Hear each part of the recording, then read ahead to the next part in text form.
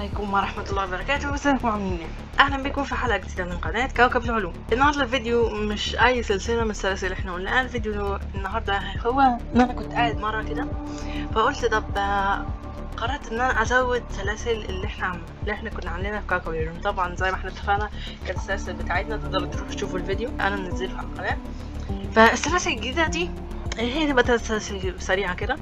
اول حاجة بعمل الكوكب تجربة علمية، يعني بقعد اعمل بحث 60 سنة عشان الاقي لكم تجربة انا اعرف اعملها وانتوا تعرفوا تعملوها بكل سهولة.